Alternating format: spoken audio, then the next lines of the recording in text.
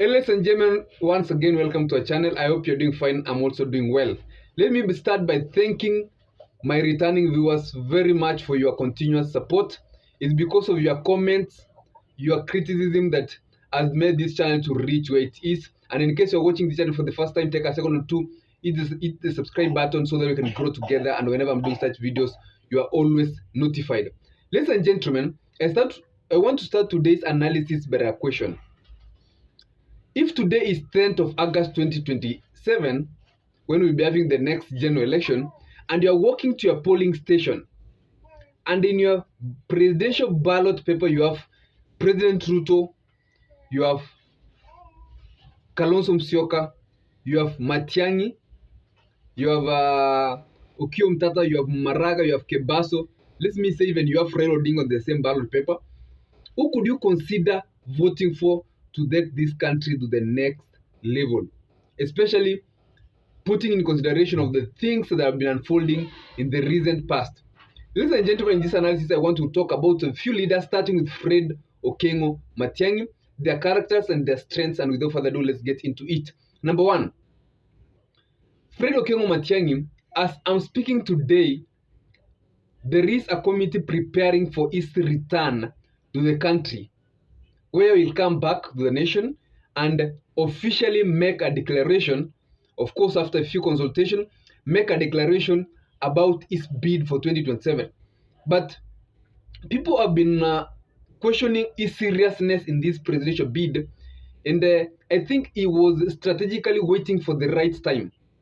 And when you're waiting for the right time, there are things you do behind the scenes. And the things that Matiang'i has been doing behind the scenes is you remember very well, there is a time it was said that he has hired a foreign firm to lobby his support for the 2027 presidency, and that foreign firm was being paid a lot of money, which shows how serious he was and how he was preparing.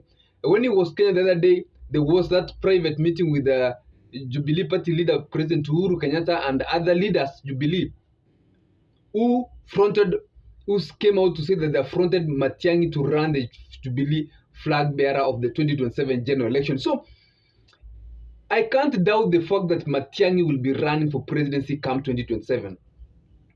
So what are the weaknesses of Fred Matiang'i? Fred Matiang'i has two weaknesses, and these are the things that some Kenyans have been questioning. Number one is the Ruaraka land scandal that had a lot of issues during the times of Uhuru Kenyatta. Number two is the River Yala issue, where bodies were being dumped in River Yala, and Kenyans were asking him questions because he was the cabinet secretary of Interior at that time. So those are the biggest two questions that Fred Matiang'i, when he will be coming back, will be prepared to give elaborate answers to those Kenyans who wish to support him but need answers to such questions. But what are the strengths of Fred Matiang'i, which are even more? Fred Matiang'i served as the ICT CS, came to education before going to Interior. But in ICT and education, he performed so well, which led to his promotion. You can say that he was in ICT. He did very well. The president considered that this man is done very well. Okay, let me put him in education. He came in education, did a lot of changes. In ICT, he's the one who changed the analog digital thing. Remember when we upgraded from analog to digital, it was a courtesy of Fred Matiang'i. He came to education, made a lot of changes, especially stopping examination cheating, and also putting a lot of policies in matters of education, including the painting of school buses to yellow, and a lot of policies that really, even in school fees, that really help the parents of Kenya. And that's why a lot of old people really remember him. If you go to a village somewhere and ask an old mama or an old mzee about Fred Matiang'i, there's an high chance that that person will say, okay, Fred Matiang'i is a good performer. So those are the things that Matiang'i is remembered for in his public service in the country.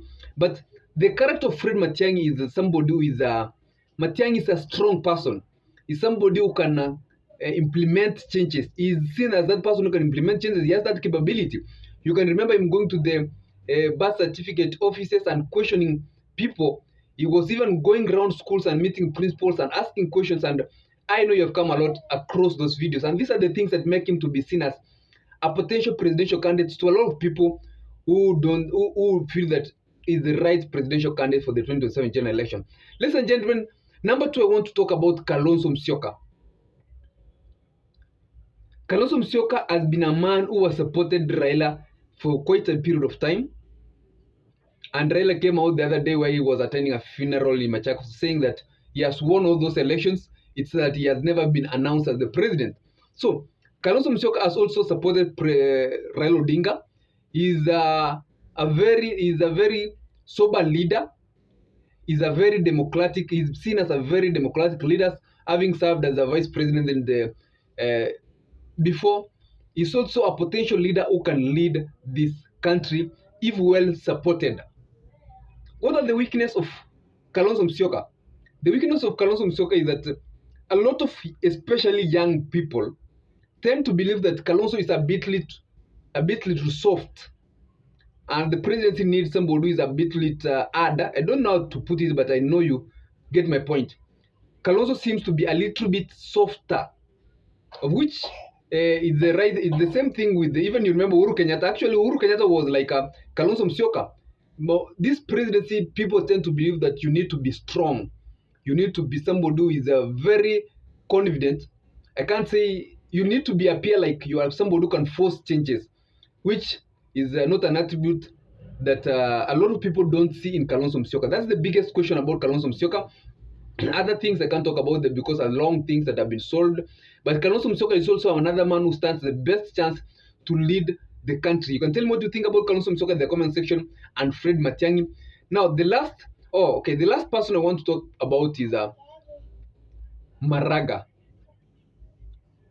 Maraga is one of the candidates that Gen Z's visited, called him out of retirement, and asked him to run for the presidency of the country.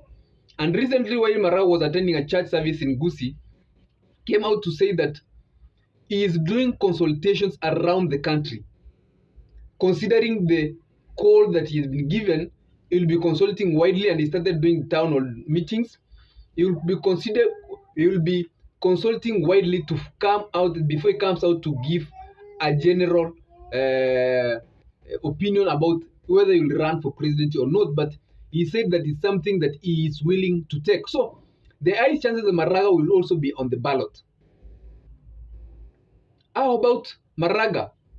Maraga is one person remembered for cancellation. The thing actually that a lot of people believe that made Maraga very popular in the country is the cancellation of the 2017 general election, being among the only, among the only presidential election that has ever been cancelled in Africa, and that thing put him in the limelight.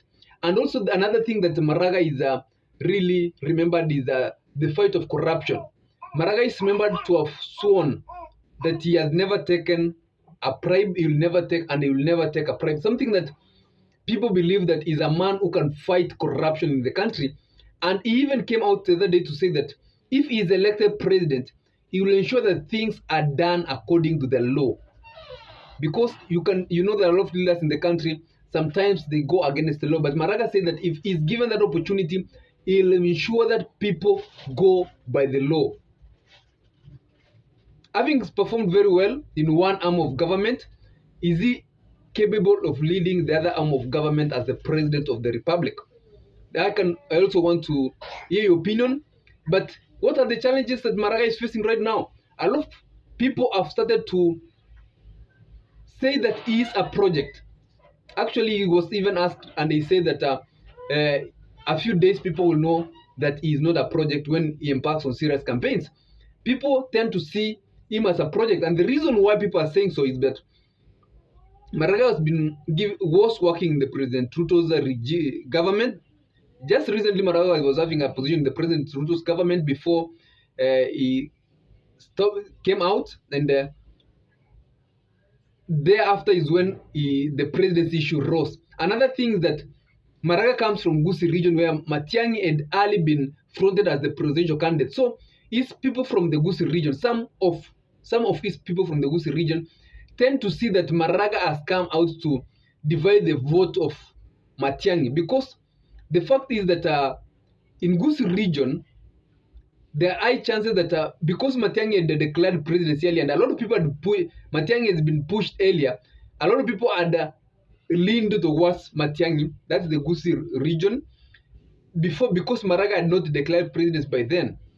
But when Maraga came out, those who had offered support to Matiang'i felt that Maraga must have been fronted by somebody to come and try to divide that Gusii vote. But Maraga is one of the most genuine people in the country right now. He doesn't have a scandal. He is a very good performer. I don't see if there's something that somebody can blame on Maraga other than the issue of people saying that he's a project, which is just a mere allegation. Others, ladies and gentlemen, that's about David Kenani Maraga. Okiya Omtata is also in place, and Morara Kebaso are also people in place who are saying that they'll be running for presidency in 2027. Now, remember to leave a comment in the comment section about who do you think serves the interest of the country very well. I don't want to talk about President Ruto and Raila Amolo Odinga because these are leaders, formidable leaders who are known very well to you. I don't have to explain what they have done or their weaknesses because I know that if you're supporting them, you know you have an opinion about them. As ladies and gentlemen, stay safe whenever you are. Have a nice weekend and be well.